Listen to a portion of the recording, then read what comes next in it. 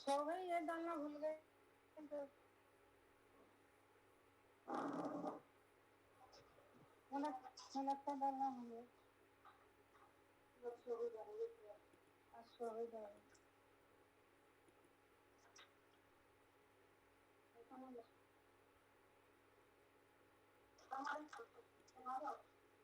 सब डाल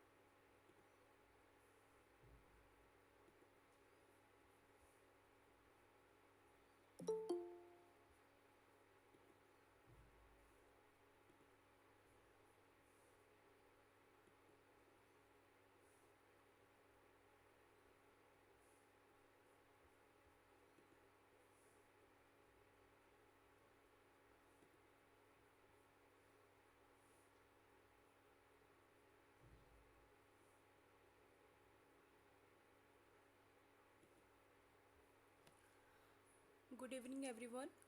Welcome you all to week 8 NPTEL live session on RNA decay. So, this is Subhasmita Mahapatra. I'm from PhD scholar here in IIT Indore. Okay, so today we are going to discuss some questions on RNA decay, specifically mRNA decay. I hope my screen is visible to all of you and I am audible to all of you. If you have any issue with the screen or my voice, then you can let me know. Okay, just write in the chat section. Fine. I hope my screen is visible.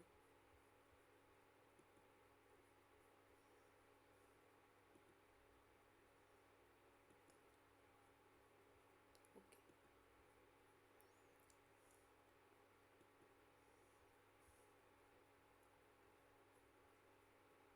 So, before going to talk about these questions on RNA decay, I hope you have all have gone through these lecture videos of week 8 and just briefing about RNA decay. What is it?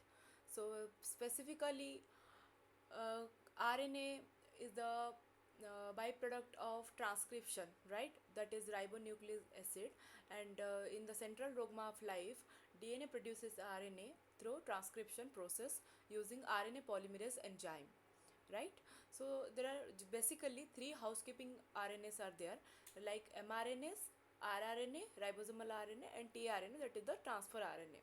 Okay, so during this transcription process and followed by the translation process in the cytoplasm, if there is some problem with stop codon, or if the stop codon is not present in the mRNA, or if the stop codon is present earlier before completing the sequence of gene, or if the stop codon just doesn't appear at all, or the RNA forms any secondary structure so that this gene expression got disturbed. Okay, so in that cases of when the byproduct of this type of mRNAs, that is messenger RNAs, it has lesser amount of genetic information which could be transformed into proteins, and these proteins can be disturbed proteins, or they can produce different types of diseases or misfolds of proteins. Okay, and that lead to or hamper in different metabolic pathways. So in that case, before going to translation, there is some surveillance in the cytoplasm and nucleus. This surveillance process where with this abnormal RNA, okay, this abnormal mRNAs got decayed. They got destroyed by the exosomes and other different RNA decay pathways. Okay, we are going to talk about it, this different RNA decay pathways. So most studies of this RNA decay are done with messenger RNAs. So this may raise a question, why messenger RNA, not tRNA or rRNA? Because you know mRNAs are the only ones which transfer genetic information directly into proteins, right? And so that's why this mRNA need to be false proof, clear and without any disturbances or any stop codon is like issues. Okay, this should be clear and perfect to transfer genetic information without any misbalance. Okay, so and cells need to remove mRNAs that damaged or not needed anymore. So these damaged mRNAs need to be removed. mRNA decay pathways are found both in nucleus and cytoplasm. So there are two complexes responsible for maintaining this RNA decay process or regulating this RNA decay process in nucleus and cytoplasm. Okay, mRNAs have two stability determinants. What is it? One is your 5 days cap, another was 3 days poly-A tail. Poly-A tail means polyadenylate tail. Adenylate means adenosine residues been added at the 3 days end, and 5 days capping means 7 methyl guanosine.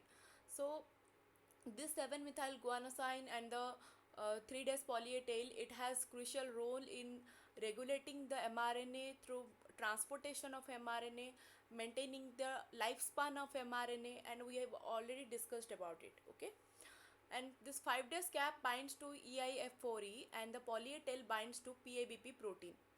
Okay, Next, this decay start only if the two structures are removed or there is an endonucleolytic attack. So how this decay process occur? By two mechanism. Either the cap is removed, or this polyadenylation tail is removed, or there is an endonucleolytic attack. Endonucleolytic attack means there is a mRNA, and at the middle of this mRNA the nucleus attacks and breaks the mRNA. Okay, that is called endonucleolytic attack. As the name suggests, endo means in the inside of the mRNA, and exo means at the 5 days or 3 days end of mRNA. Understood? Next is this mRNA decay. It has three pathways. One is de-adenylation dependent mRNA decay. So as the name suggests, de-adenylation dependent mRNA decay. What is the meaning of it? De-adenylation means removing the poly-A tail from 3 days end.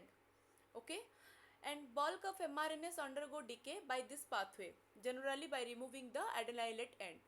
Second one is this 5 days to 3 days exonuclease pathway. Okay, and exosome are responsible for degrading the this polyadenylate tail at the 3 days end.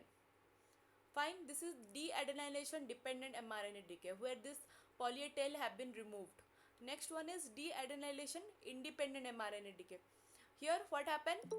It is de-adenylation independent. Independent means adenylate chain will be there, but your cap, this mRNA cap, that is in the 5 days end, it will be removed.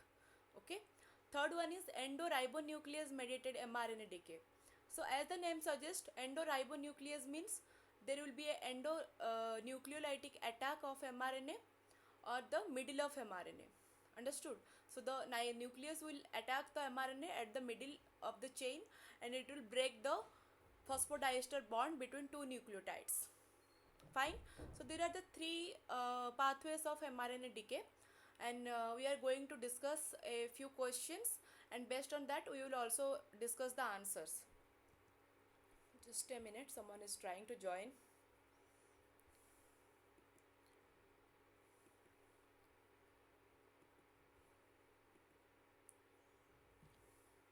Okay, so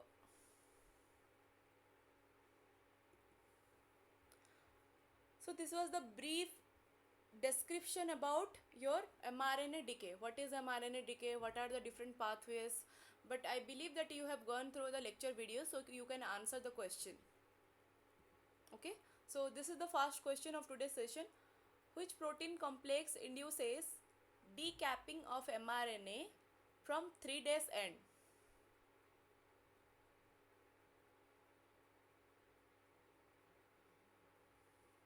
LSM17, DCP1, DCP2 or XRN1. These are the different protein complexes present. Try to answer this question. Write your answer in the chat box.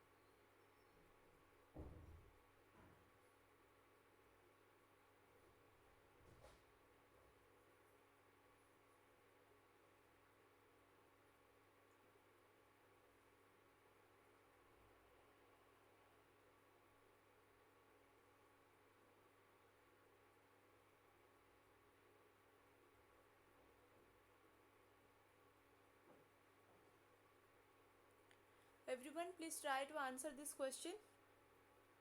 Don't worry, we are going to discuss about it.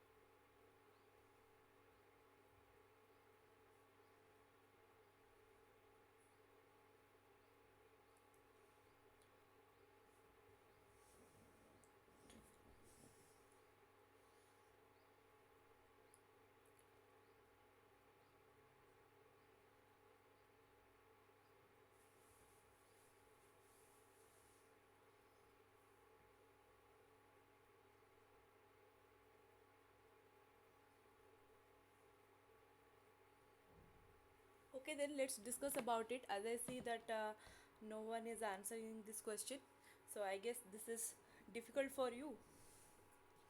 Okay, let's discuss. So, question is, which protein complex induces decapping of mRNA from 3' end? So, this is the process of deadenylation dependent mRNA decay. Okay, and in this process, just a minute, shortening of poly A tail happens. Okay, as the name suggests, deadenylation. Deadenylation means, yeah, hello, yes. So, as the name suggests, deadenylation means removal of adenosine chain. So, this adenosine nucleotides get added up on the 3' end of mRNA, right? So, shortening of poly A tail by deadenylation enzymes, these are CCR4 not or PARN enzyme, and this removal of 5' cap by the decapping machinery. Next, this enzyme, that is LSM17 complex, okay, induces decapping by associating itself with the 3' deadenylating end. It associate. So what happens? At first, this LSM17 detects the and binds to 3' end.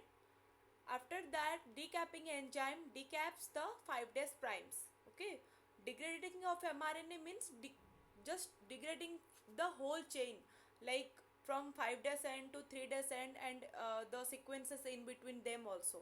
Okay, so it gets started from 3' end. That's why it is deadenylation dependent mRNA decay. Understood? So don't think that in case of deadenylation dependent mRNA decay, only the deadenylation will happen, not the decapping. Understood? Don't get confused between the processes. It starts from the 3' end. That is adenosine nucleotides get removed. So, and that gets started by this LSM17 complex. Fine.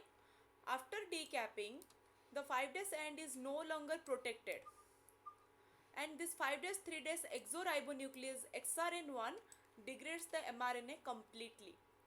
So, in case of deadenylation dependent or independent, in both the cases the mRNA will degrade completely, not only the 3' end or 5' end.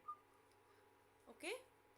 Someone, you have your mic on, please mute yourself.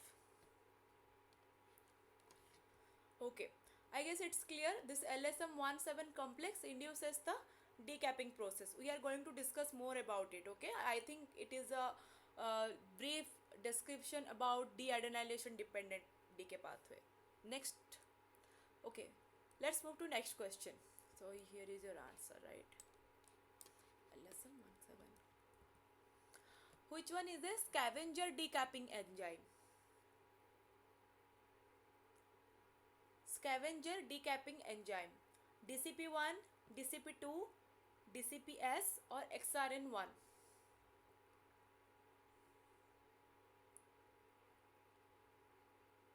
Everyone try to answer this question.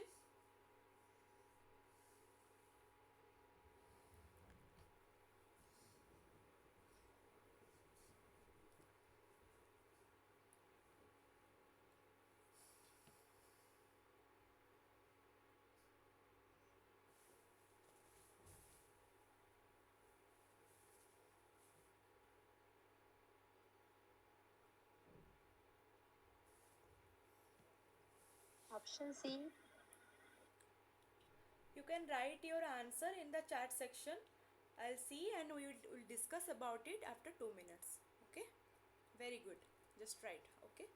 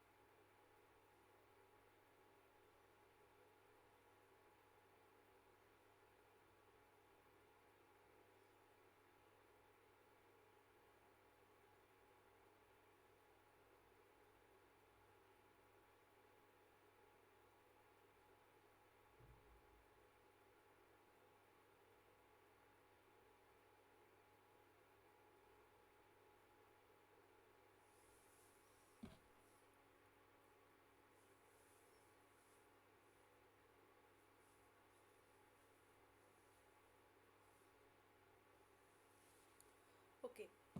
I see that some of you have said A, some of you have said C. Okay, so here is your answer, that is DCPS. This is called the scavenger decapping enzyme. Okay, let's discuss about the pathway. So this is the whole pathway of deadenylation dependent mRNA decay. So this is your mRNA with 5 days UTR region, 3 days UTR, and this is 7 methyl guanosine cap at the 5 days region, and this is the polyadenylation chain. Understood? So in the first process, just we have discussed about this process. Now we are going to see in the schematic pictorial format. So see here, so as it is deadenylation dependent, so it will start from the 3 days end, or it will reduce the adenosine residues, and that is CCR4 not and PARN. They are the enzymes responsible for reducing the polyadenylation chain. Understood? They are the enzymes. They cut this phosphodiester bond between two adenosines and reduce the chain number. Got it? Now after getting the length of polyadenylation chain reduced, it can decay two ways, in a 5 days 3 days manner or a 3 days 5 days manner. Understood? So as it is dependent, that's why it starts from the 3 days end and then moves to two ways, in a 5 days 3 days decay method or 3 days 5 days decay method. In case of this left one, where 5 days 3 days decay method is there, which is mostly prominent, okay. So this LSM17 complex, you can see a ring of proteins 1 to 7. There are 7 proteins, they are connected to each other to form a complex, and they act as a cap at one end of, that is your 3 days end. Okay, this 3 days end, now you know that polyadenylation, this adenosine have been removed, so this is empty, so it just binds to the 3 days UTR region. Okay, and this after binding it leads to decapping, that means it induces decapping. Understood? First LSM17 will bind at the 3 days region, then it will induce the decapping method. So for this decapping process, what we have DCP1 and DCP2. It has catalytic activity. As you know, catalytic activity means enzyme activity, and it can degrade the enzyme. So see here, this degradation process starts, and it will at first it will bind to the M7G, and it will remove the cap. And we all know that cap provides stability to mRNA. It provides protection to mRNA. So as it is removed, this 7-methyl guanosine cap is removed by DCP2 and DCP1 complex. Now this part is empty. This 5 days UTR region is completely empty. Now comes the XRN1 complex. Okay, this XRN1 exonuclease, it cuts the mRNA from 5 days to 3 days manner. Understood? Okay, let me repeat it once again. At first, this LSM1 to 7, this is the complex of proteins. LSM1, 2, 3, 4, like that 7 proteins are there. They bind to this 3 days region because this adenylation chain have been removed by CCR4 not or PARN earlier. So it binds and then it induces decapping method. Decapping, as we know that it provides protection to mRNA. This DCP2 and DCP1 complex, they remove the 7-methyl guanosine cap from mRNA. Got it? Now this empty or without cap mRNA, it undergoes degradation by this XRN1 nuclease. As the name suggests, nuclease means it just breaks the phosphodiester bond and the nucleotides got separated. So in that manner, you know, this XRN1 at the end just degrades the whole mRNA from 5 days to 3 days manner. Fine, I think it is clear. Next, move to 3 days to 5 days decay. So what happens here? Here comes the exosome. At first CCR4 not or PAN comes and they just remove the adenylation. Understood? Now comes the exosome. So what is the meaning of exosome? Exosomes are the combination of multiple exonucleases. Okay. For example, earlier we have been discussing about small nuclear proteins. So as the small nuclear proteins combine to produce a large ribonucleoprotein complex, like that here exonucleases combine to produce one exosome, and this is present both in cytoplasm and nucleus. Okay, so as the name suggests, exosome means it will just cut the mRNA from one end, from 3 days end or 5 days end. So as I see that this 3 days end is empty, there is no polyadenylation chain and nothing. So this will start degrading the mRNA from 3 days to 5 days method. Okay, and now comes the scavenger decapping method, that is your DCPS, scavenger decapping enzyme. It removes the 7-methyl guanosine and the exosome degrades the whole mRNA chain. Understood? Pan, for example, poly A specific ribonuclease. So this enzyme is specific towards poly A, polyadenylation. So this will act on this poly A and this remove the adenosine residues. Fine, is it clear to everyone? The deadenylation dependent mRNA decay? Is it clear?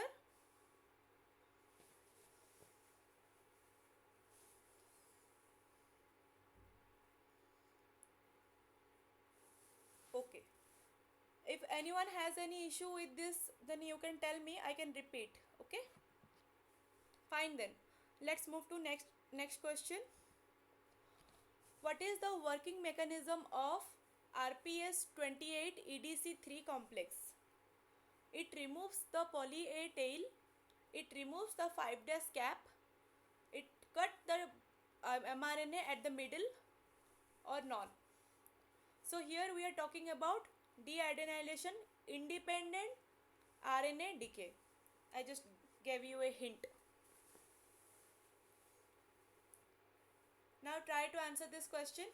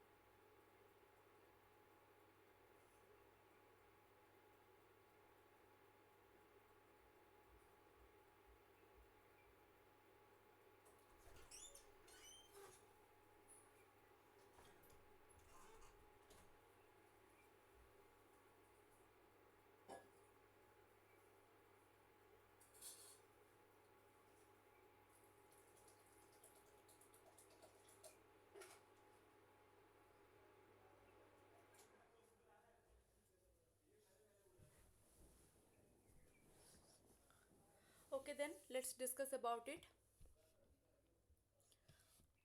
So here the question is about RPS 28 and EDC3 complex. Okay. So to understand the RNA decay process, we need to remember some enzyme names. Okay. Enzyme complex names and enzymes which are responsible for which mechanism. Okay. We need to remember that. Some cases, I think after you understand the whole process, you don't need to just remember them, you can understand it. Fine.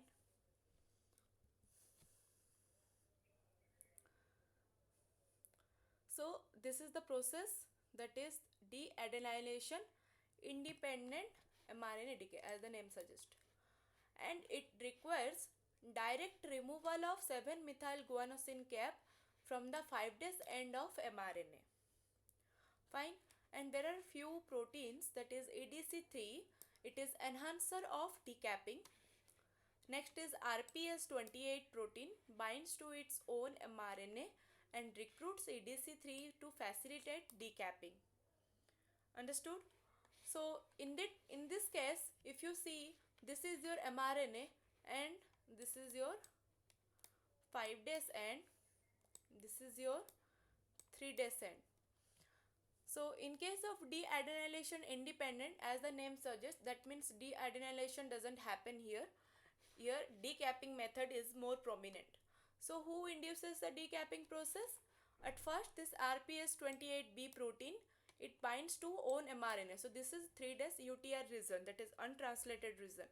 So in this untranslated region, it binds RPS28B. It recruits EDC3. Okay, it enhancer of decapping. It recruits this another protein. Now this complex of RPS28B and EDC3, they promotes the decapping process or induce the decapping process using DCP1 and DCP2 complex, which we all studied earlier, that it removes the 7-methyl guanosine cap. Fine. So after removing the 7-methyl guanosine cap, we have just discussed that 5 days to 3 days mRNA decay happens by XRN1. So this nucleus breaks the mRNA or degrades the mRNA in 5 days to 3 days manner. That means it cuts the mRNA in 5 days manner, just break the phosphodiester bond between two nucleotides and separates them. Likewise, it just cuts the whole mRNA.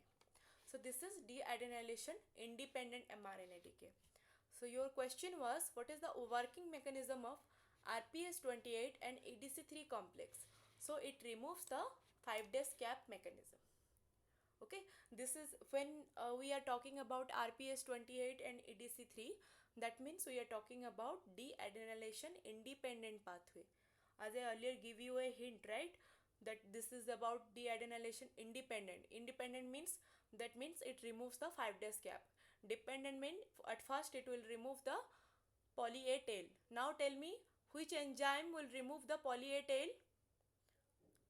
Which enzyme will remove the poly A tail of mRNA from 3 days end?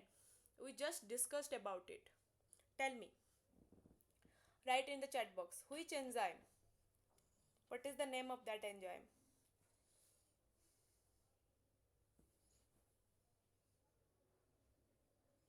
Yes?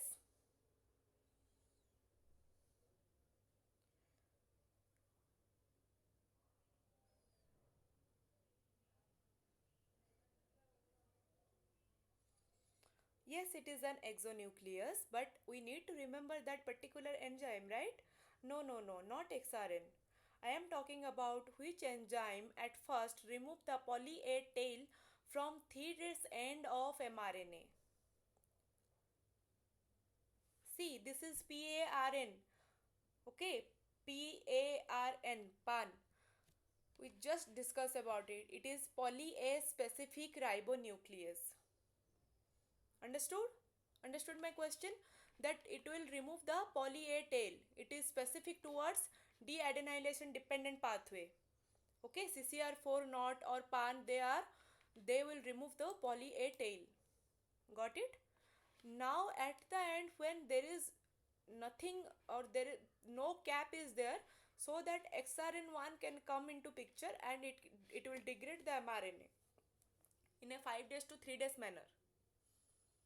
Understood? Okay. Fine then, let's move to next question. So here is this question. Exosome plays crucial role in endoribonuclease mediated mRNA decay. Is it true or false? Try to answer this question. Exosome plays crucial role in endoribonuclease mediated mRNA decay.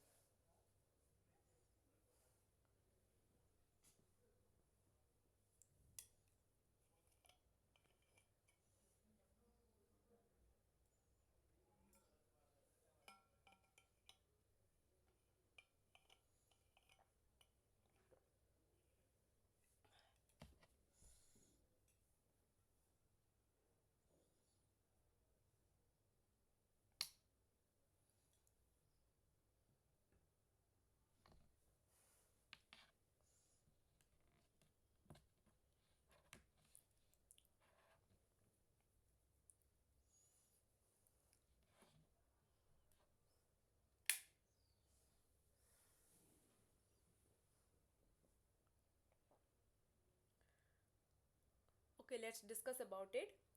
So, see, in the beginning of this session, we just talked about three different method of RNA decay.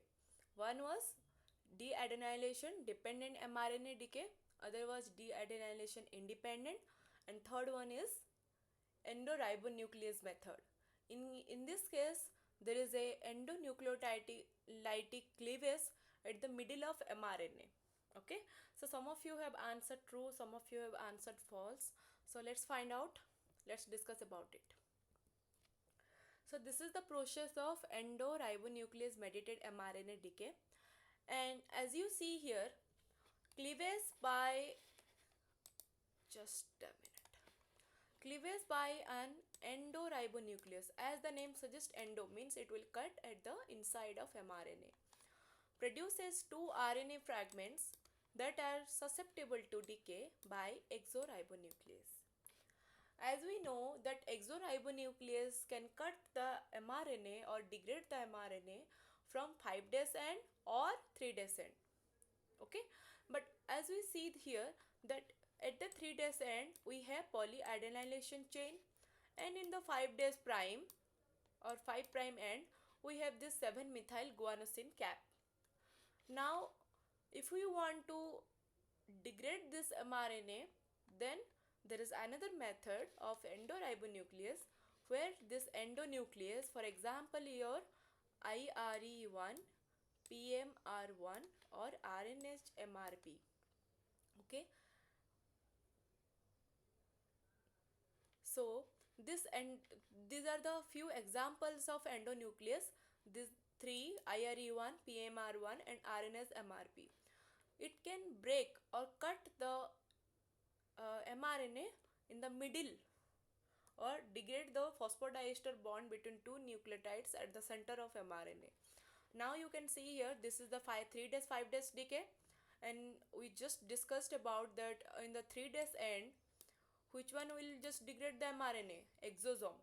Okay, but if we are talking about 5 prime end, then XRN1 comes into picture. Understood? When we need to degrade the mRNA from 5 prime to 3 prime end, then XRN1 nuclease will degrade it. But when it comes to degrade the mRNA from 3 prime end to 5 prime end, then exosome will come into picture. Understood? So exosome, as we have discussed about it, and we are going to discuss more about exosome also.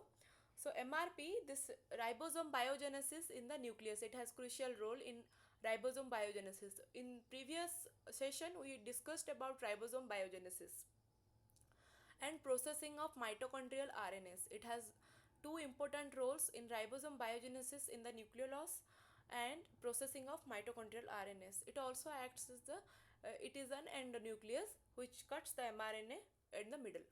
Okay, and endoribonucleases are highly specific and highly regulated. Always remember, when we are talking about any type of endonuclease or endoribonuclease, they are always highly specific, that there must be some specific sequence which is there, so that the endonuclease can cut that particular sequence and a particular site in a blunt end or sticky end method. As we all know about genetic engineering and how these cloning methods have been occurring using different types of nucleases, endonucleases, so like EcoR1, HIN3 and all. So they can cut in a sticky end method or a blunt end method, and also they are highly specific towards specific sequence. In that case also, similar to this also, that this endonuclease is always specific towards some sequence, and that's why they are highly specific as comparison to exonuclease. As exonuclease, they don't require any specific sequence. They can start from the 3 days end or 5 days end. Got it? Fine, then it's clear to everyone. It is true, exonuclease plays crucial role in endoribonuclease pathway. So now we just discussed three methods of RNA decay. Fine. Okay, so let's move towards exosome. What is its function? What is the structure of exosome? why we are reading about it. Okay. So what is the function of exosome? It degrade regular and aberrant RNA. It degrade aberrant non-coding RNA. Third one is it process precursor of non-coding RNA, or all. What is the function? Try to answer this question. I think it is quite basic, so everyone can answer this.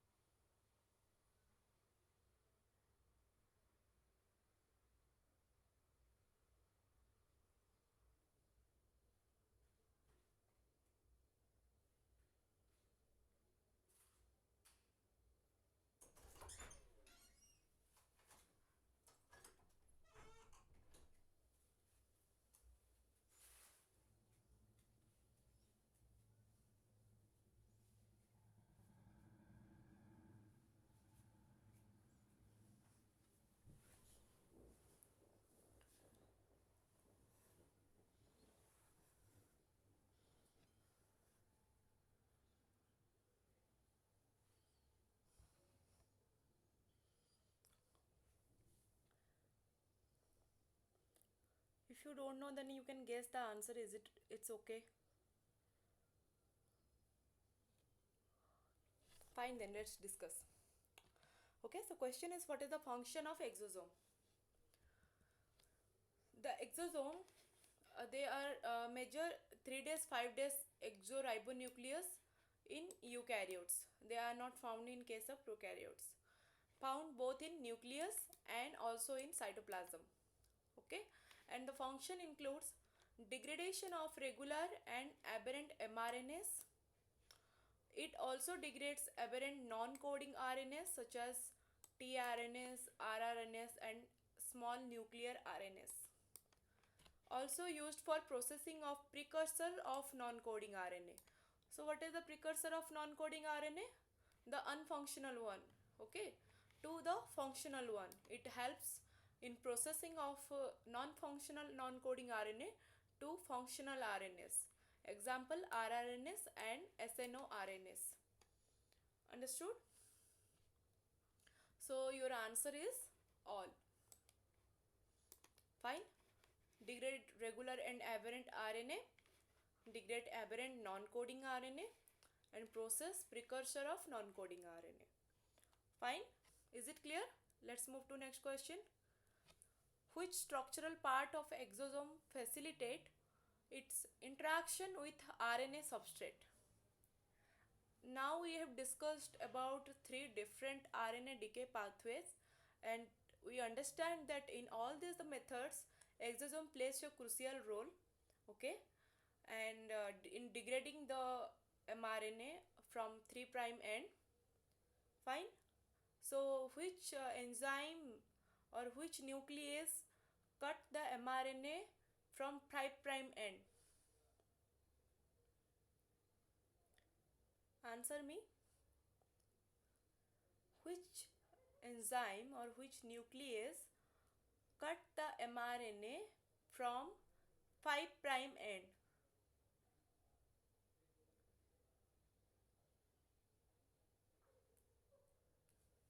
Yes,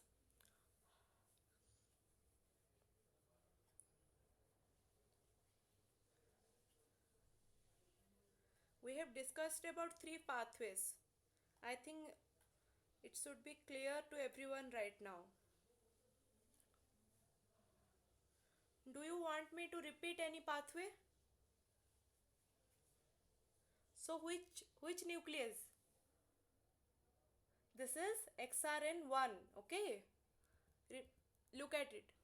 See, XRN1 degrades the mRNA from 5' end and exosome degrade it from the 3' end. Don't get confused. Got it? Now, and for this process of exosome cutting the mRNA from 3' end, there need to be some interaction between RNA substrate and exosome, right?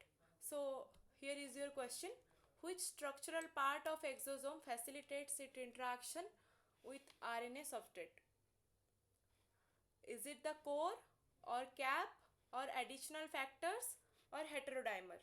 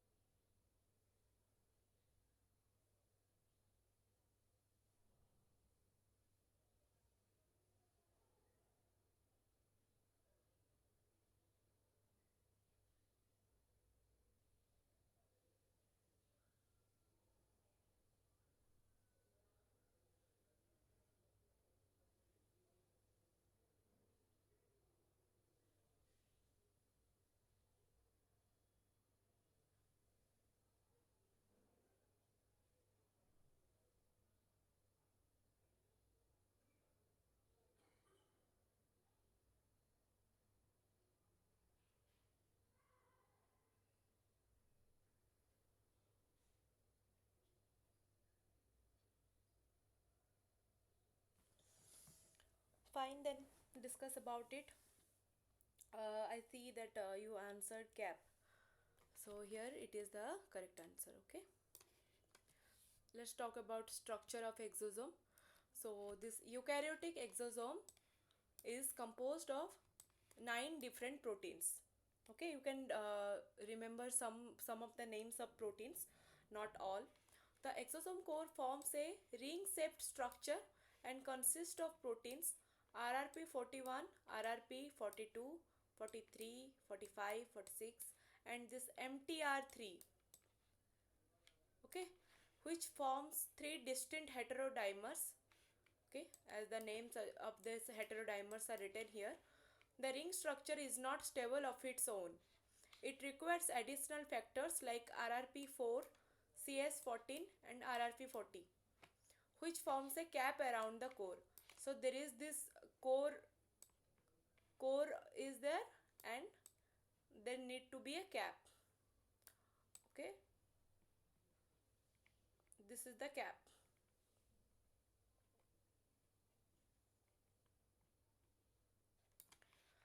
And the cap proteins also contain RNA binding domains and facilitate the interaction of exosome with its RNA substrate. So this cap region, it helps in your facilitation of exosome with RNA substrate. Cause what is the reason behind it? It contains the RNA binding domains.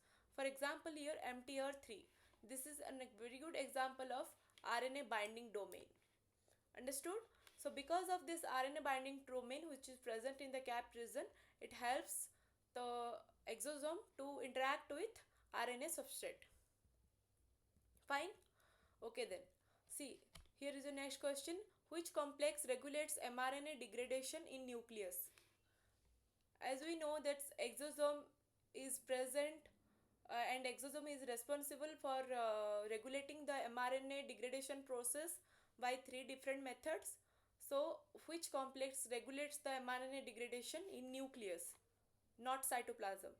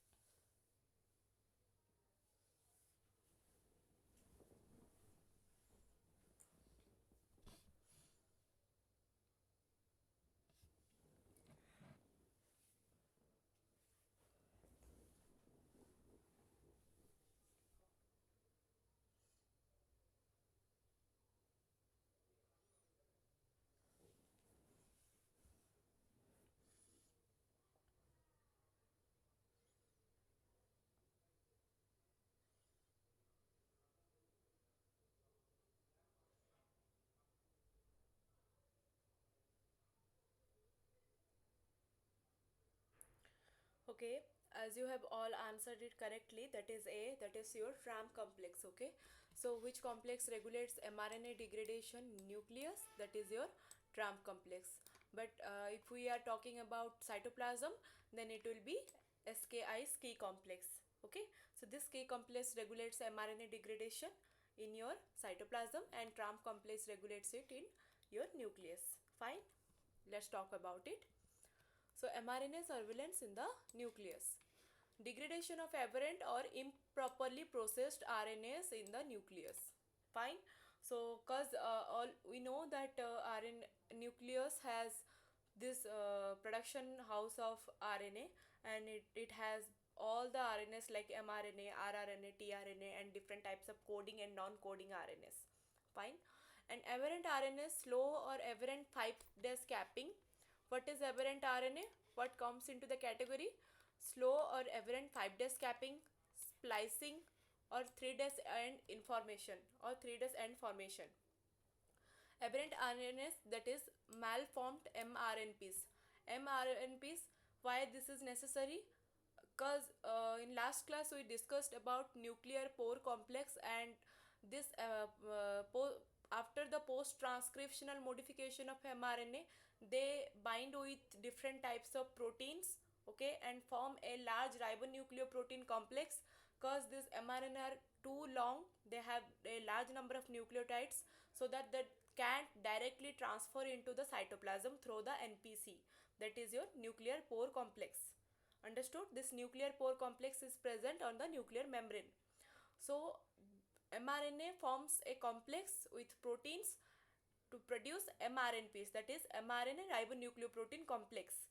So this mRNPs, if it is malformed, it is not formed correctly, that also leads to degradation process. Otherwise it will have some malformed protein in the cytoplasm, and we don't need that. Fine. Machinery, exosome with its co-activator TRAMP complex in case of nucleus, SKI complex in case of cytoplasm. Mutation in the quality control systems, okay, so these are quality control system, leads to accumulation of various non-coding transcripts likely with important regulatory roles. Fine. So if there is any particular mutation with this quality control system, that lead to accumulation of various non-coding transports, sorry, non-coding transcripts with different regulatory ones. So there is a amalgamation of all the coding and non-coding transcripts to regulate all these cases. This mRNA surveillance is necessary for nucleus. Okay. Now let's see how this exosome gets regulated. It is involved both in processing and degradation. Okay, processing of what? Processing of your non-functional non-coding RNA. Fine. Non-functional non-coding RNA, they get processed using exosomes, and it function both in the nucleus and cytoplasm of the eukaryotic cells. Therefore, a number of different proteins and protein complexes have evolved that guide exosome to the distinct classes of substrate RNA. Distinct classes. So, two best studied complexes are TRAMP complex for nucleus and SKI complex for cytoplasm. Fine. So, now we just talked about exosome regulation and mRNA degrade surveillance in case of nucleus. Okay. So, let's talk about TRAMP complex more. So, here is the question about TRAMP complex. Which are the RNA binding proteins present in TRAMP complex? AIR1P and AIR2P, TRF4P, 5P, and MTR4P. Which one is it? RNA binding protein. As we are talking about TRAMP complex, so it has multiple different proteins. So which protein is responsible for RNA binding?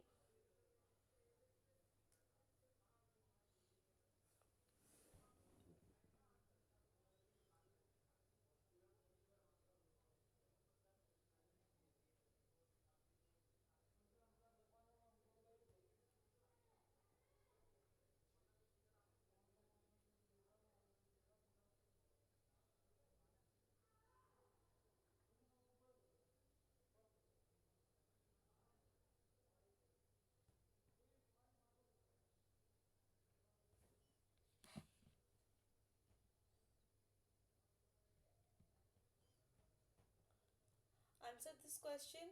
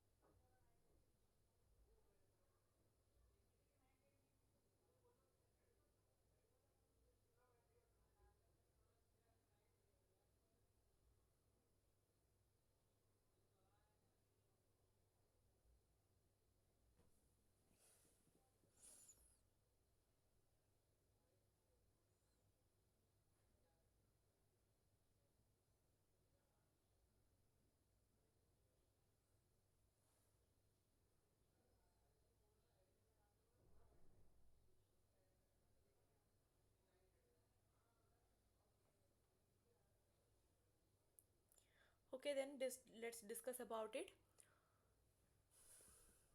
So, in this exosome regulation part, now we just talked about this tram complex actually regulates the degradation pathway in nucleus. So it consists of proteins like AIR1P and AIR2P. These are the RNA binding proteins. Okay, so some of you may think that we don't need to remember this type of protein names and all, but it is necessary. You have to remember. Okay, some protein names which is specifically has crucial role in particular mechanism, you need to remember this. Fine. RNA binding protein, this is AIR1P and AIR2P. Next is TRA4P and 5P. These are poly A polymerases. Okay, they are polymerases and they are RNA binding proteins. MTR4P, it is a helicase. ठीक है, it guides the exosome to nuclear RNA targets such as abnormal mRNA or nuclear non-coding RNA. Understood? So what is the function of this type of complex, which is such RNA binding protein, and one helicase, other one is polymerases. So they guide the exosome to nuclear RNA target. For example, your abnormal mRNA or your nuclear non-coding RNA. Understood? And after that, you know that exosome cuts the mRNA strand from 3 days end, and XRN1 cuts the mRNA from 5 days end, and both are nucleases, exonucleases. Exonuclease means cutting at one end without having any specific sequence. Okay. Next is your SKI complex. It has proteins like SKI2P, 3P, 8P, and it interacts with 7P and activates it. Fine. This 7P recruits exosomes to abnormal translation termination events. So now you know why we are talking about translation termination, because this SKI complex is crucial for regulating the mRNA degradation process in cytoplasm. Understood? So earlier in case of TRAM complex, we are talking about nuclear mRNAs or nuclear RNAs, non-coding RNAs. But here we are talking about abnormal translation termination. Understood? I think you are getting my point, because translation happens in the cytoplasm and thus degrade the mRNA to prevent synthesis of aberrant and potentially harmful protein products. For example, this is your mRNA. Okay, this is your mRNA. 5 days prime to 3 days 3 prime, 5 prime to 3 prime end. As this ribosome complex or translational machinery moves, but at this point of time it forms a double helical structure. Okay, this double helical structure. So as you know, this is a secondary structure of mRNA, and this secondary structure cannot be bypassed by your translation machinery. Now your protein product will be from this to this. Rest of the rest of the mRNA will not get translated. Understood? So now you are getting a abnormal protein. So this abnormal protein can be malfunctional to different mechanisms or metabolisms, may be responsible for certain diseases. Okay, because you know different diseases are there which has uh, protein products, abnormal protein products get just tramp upon itself, and they lead to malfunction of that particular mechanism. Fine. So this is one example of your translation, abnormal translation. Okay, because of mRNA uh, gene expression. So this key complex regulates everything in case of cytoplasm, and TRAMP complex regulates everything in case of nucleus. You don't need to remember all the things, because this is quite easy to understand and we can remember few protein names. Okay. So let's talk about TRAMP complex more. So this is TRA4P. What is it? This is poly A polymerase. AIR2P, what is it? Your RNA binding protein. MTR4P, what is it? It is an helicase. Understood? So this is complex of polyadenylation complex. This AIR2P, zinc knuckle protein also called. So this gene cofactor is responsible for it. You can remember this zinc one. Okay. MTR4, this is the RNA helicase. So what is the function? As you can see here, this 2P, 4P and MTR4P helicase, polymerase and RNA binding protein. So TRAMP complex trims the poly A tails of RNAs destined for RRP6 and core exosome down to 4 to 5 adenosines. So this mRNA, it is undergoing post transcriptional modification and it has less than 4 angstrom. Okay, sorry, less than 4 adenylation chain, less than 4 adenosine residues are present. So it will undergo fast polyadenylation and this TRAMP complex can cut the reduce the polyadenylation chain, and then after that it will degrade the whole mRNA. So core complete down 4 to 5 adenosine, assisting in transcript recognition and exosome complex activation.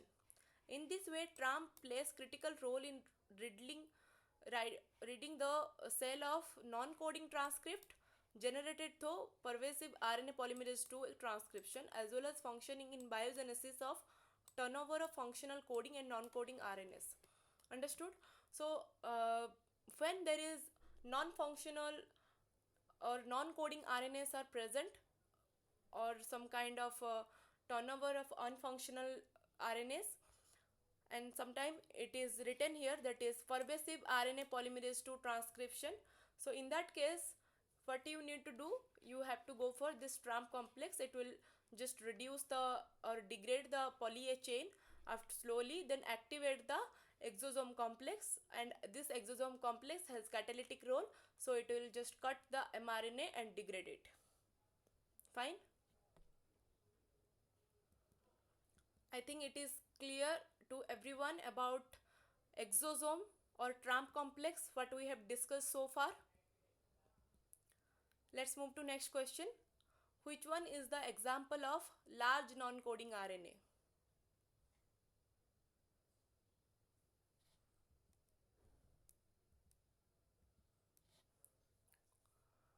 miRNA, siRNA, lincRNA or piRNA?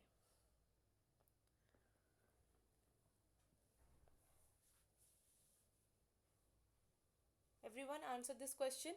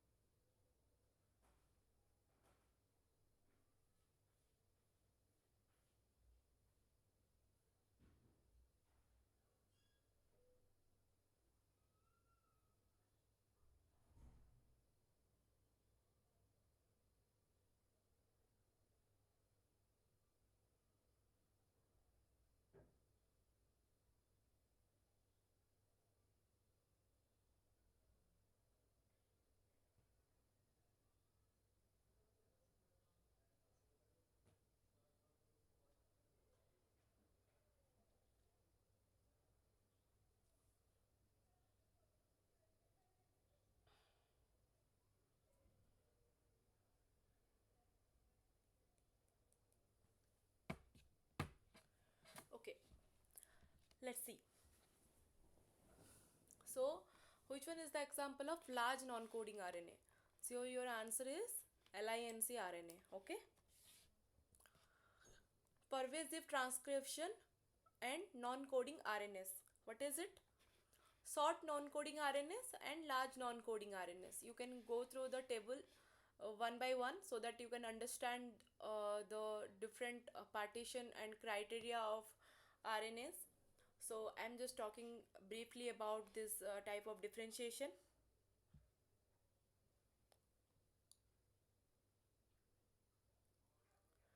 So these short non-coding RNAs, they include small interfering RNA, siRNA, miRNA, piRNA, which includes your RNA, crash RNA, tel RNA. Okay.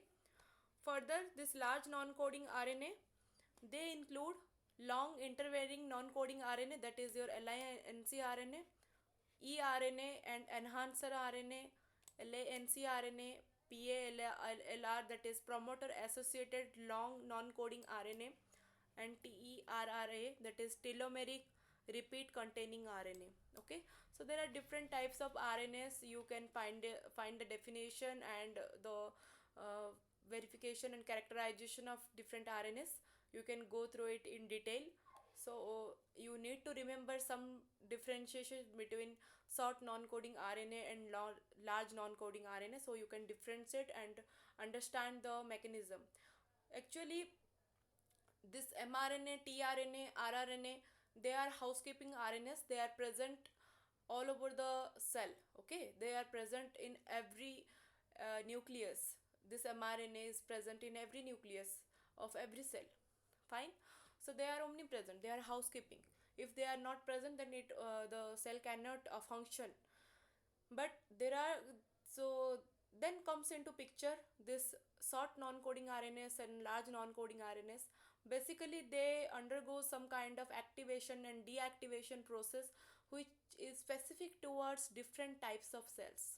Okay, so some cells has this particular RNA is highly expressed, or some particular small non-coding RNA or large non-coding RNA is less expressed, so that this function is highly specific towards particular cell. Understood? So this large and small non-coding RNAs, they regulate different types of gene expression inside your whole body. Fine. But this mRNA, tRNA, rRNA, they are omnipresent, they are important, they need to be present everywhere. But which make the cell specific, which make the cell important towards a particular process, so these are the RNAs. Okay, this small and large, they regulate, and their regulation leads towards particular metabolism towards the particular cell. Fine. Okay, then you can go for it. So next question is, which decay method applies for mRNA not having any stop codon? So now in earlier class also we have discussed different types of decay method. Okay, NMD, NST and NGD. To answer this question, you need to understand the full form of NMD, NST and NGD. I hope that you have gone through the lecture videos so that you can answer this question. Although you can guess for it so that we can discuss after 2 minutes.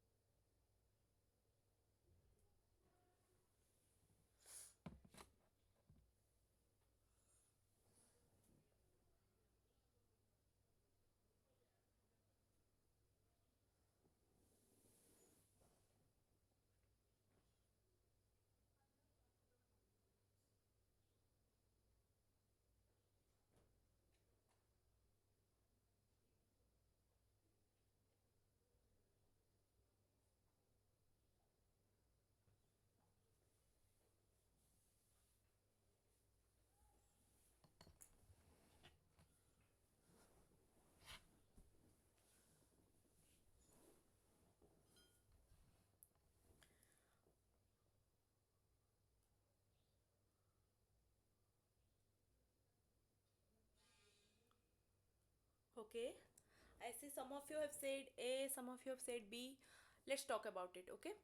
So this is mRNA surveillance in cytosol, that is regulated by mRNA decay, and there are three different methods, that is nonsense mediated mRNA decay, another one is non-stop mRNA degradation, third one is no-go mRNA decay.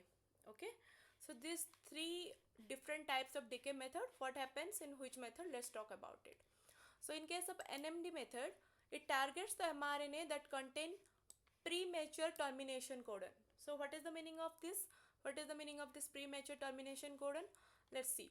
So this is, for example, this is your mRNA, okay? This is your 5' end, this is your 3' end, and it has 100 nucleotides. Okay, it has, this mRNA has 100 nucleotides. So what happens if because of some reason your during this translation process your stop codon appears here at the 80 position or 75 position. Okay, this 7/5 position you are getting your stop codon. That means your protein is not complete now. Fine. If after completion of 100 nucleotide the protein will have its own function, it will be a functional protein, but your stop codon appears here at the 75th position. And what is your stop codon? It may be UAA, UAG and UGA. So because of this premature termination codon you are getting a protein of this much length, and you know that this is a malfunction protein, abnormal protein, which has no function for its particular role. Got it? So in that case, this is called nonsense mediated decay method. In this case, it will be called NMD method. Next comes here non-stop mRNA degradation. So as the name suggests, non-stop targets mRNA that do not contain a stop codon. That means it is just moving on and on like this. That means it doesn't have any stop codon, so that the translation process just continues. In that case also you are getting a large protein with a higher number of amino acids, and this is also malfunction because this is abnormal, and it don't have after this post translational modification it will not have any particular role, which is that's towards the metabolism process. In this case it is called NSD method. Third one is your no-go mRNA decay. What is it? It targets mRNA that forms stable secondary structure which inhibits translation. For example, here is your 5' to 3' mRNA with 100 nucleotides, and you want to translate this mRNA to produce a functional protein. But because of some reason you are getting a double helical structure, okay, or secondary structure of RNA here. That means after getting the secondary structure your protein will be of this much length. That means because of this secondary structure formation you got your protein shortened. This is also one abnormal protein, and it will not have any functional role. It will just hamper the cellular processes. So in that case we will go for NGD, that is no go mRNA decay. Understood? What is it? Just generally, for example, in case of your transcription termination, when there is GC rich region, that is guanosine and cytosine, it will produce a secondary structure so that the transcription get terminate without using any additional factor from outside. Okay, if you just try to remember the transcription termination process, it is one method of transcription termination. Fine. So here is mRNA not having any stop codon, so it will be non-stop mediated decay. Okay, I guess it is clear to everyone because we are talking about cytosol. Okay, earlier we have been talking about TRAMP complex and everything, it was in nucleus. Now it is cytosol. Fine. Answer this. mRNA decay is regulated by AREs present at 5' untranslated region. Is it true or false?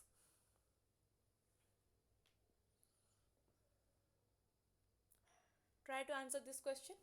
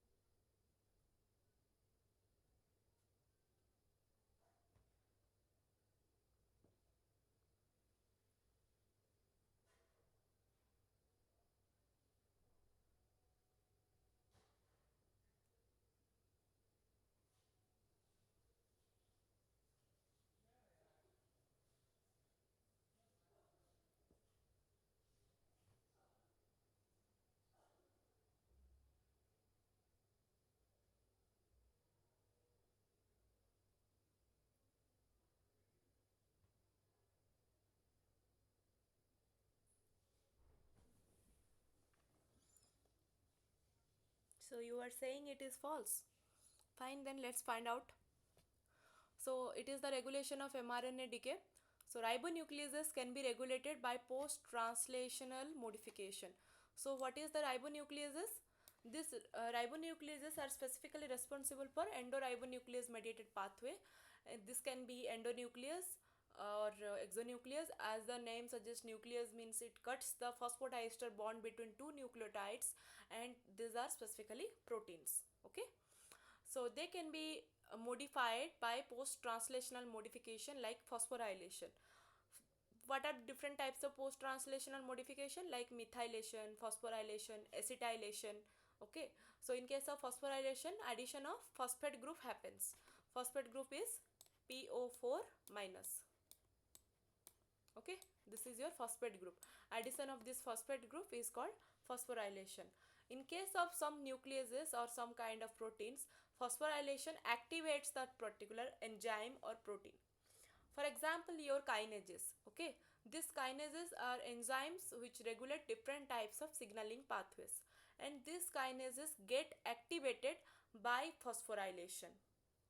Okay, but in somehow there are few examples also where the phosphorylation deactivate particular enzyme. So it depends upon what particular protein we are talking about. It can get activated or deactivated by phosphorylation. Got it? Next is your protein factors. They can activate or repress the activity of ribonucleases. Same thing, can activate or repress. But most commonly, the regulation of mRNA stability is provided by your regulatory elements present in the mRNA. And such regulatory elements are frequently located at 3' UTR region, 3' untranslated region of the transcript, but some are also found in coding region as well as 5' UTR region. Example ARES, that is AU rich elements. Okay, adenine and uracil rich elements. ARES, they are adenine and uracil rich elements. They are specifically called the regulatory elements. Okay, these regulatory elements regulate the mRNA decay pathway, and several proteins interact with this AREs and affects the stability of mRNA.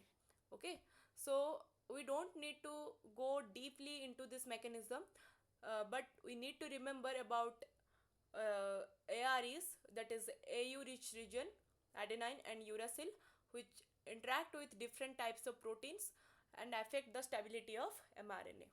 Okay, so here is the last question of today's session.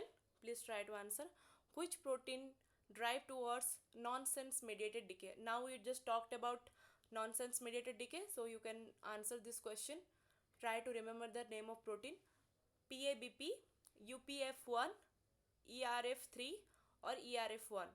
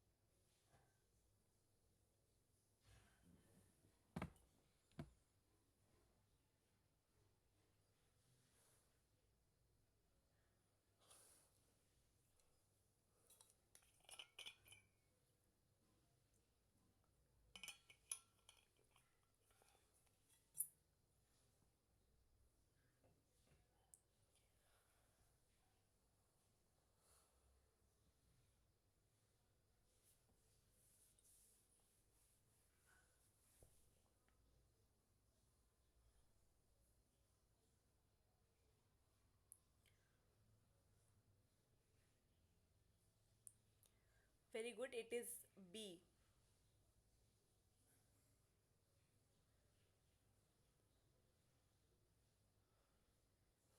Okay, as I see that you have answered B, that is UPF1.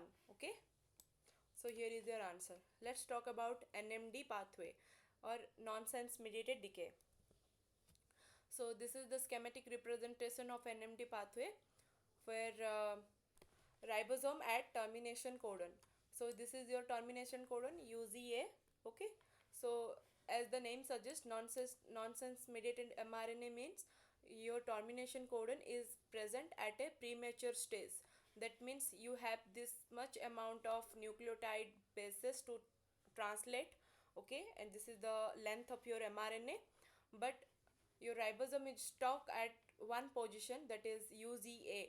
This is the termination codon, and in that case this RF1 and RF3 will bind here, and that will lead to proper termination mRNA persist, that is your polyadenylation binding protein.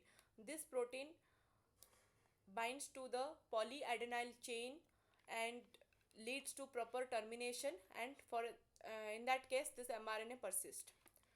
So this is basically a competing process, mutually exclusive interaction. This can go to direct termination also, including UPF1, and this UPF1 will lead to NMD, that is nonsense mediated decay, and followed by mRNA degradation. Got it? So after get the ribosome is stuck at some termination codon, it may be those it will may send the signal that this mRNA got translated completely, and in that case the polyadenylate binding protein will bind to the polyadenyl chain and lead to proper termination, and in that case the mRNA will persist, it will not degrade. But if the premature termination happens, that will lead to nonsense mediated decay followed by your mRNA degradation. Got it? So what is the method? Termination of translation leads to the assembly of a complex composed of UPF1, SMG1 and the release factors like RF1 and RF3 on the mRNA. Okay, if the AGC is left on the mRNA because the transcript contains a premature stop codon, then UPF1 comes into contact with UPF2, UPF3, triggering the phosphorylation of UPF1. So here, as you know that we just talked about that different types of post translational modifications are there, like phosphorylation and acetylation and all. So here phosphorylation is activating the UPF1 protein. Okay, so if the termination codon is downstream of or within about 50 nucleotides of the final exon junction complex, then the transcript is translated normally. Understood? So how do you know that this transcript is translated normally? So if the termination codon is downstream of 50 nucleotides, that is we have this 5 days untranslated region and 3 days untranslated region, that's we are talking about. Okay, of the final exon junction complex, then transcript is translated normally. However, if the termination codon is further than 50 nucleotides upstream of any exon junction, then the transcript is down regulated by nonsense mediated decay. Understood how they get the signal that if it is properly translated or not, depending upon the nucleotide length of from this exon junction. Okay, upstream of this exon junction, if you have more than 50 nucleotides left, that means it has got some premature stop codon. In that case it will move towards nonsense mediated decay. But if it has within or about to reach about 50 nucleotides, then it will be a normal translation process and the mRNA will persist in that case. Understood? So here it is the mechanism of NMD pathway. Like that, NST and NGD pathways are also present. You can go for that into detail looking at the lecture videos. Okay, so today we talked about different types of pathways of mRNA degradation, that is your deadenylation dependent pathway, deadenylation independent pathway, and endoribonuclease mediated nucleotide cleavage. Okay, So in all the cases, we see that exosome plays a crucial role. So we talked about exosome mediated regulation. In that case, we talked about TRAM complex, which is regulating the mRNA degradation process in your nucleus, and this key complex, SKI complex, this regulate the degradation process in cytoplasm. Okay, and there are different proteins and helicases are already present inside this complex, and they regulate different metabolic pathways. Okay, so at the end we talked about NMD, NST, and NGD. So if you have any doubt regarding this process, or you want me to repeat any particular deadenylation pathway, then you can let me know. 12 answer. Okay. Okay, so this is UPF1. Okay, as you can see that UPF1 is the enzyme which is leading towards NMD pathway. That's why, and which protein drive towards nonsense mediated decay. So it will be UPF1. Okay.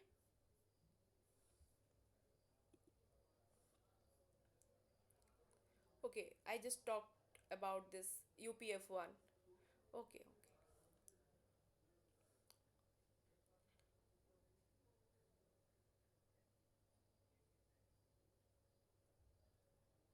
Fine, then let's end the meeting here. We can meet on next Monday. See you then.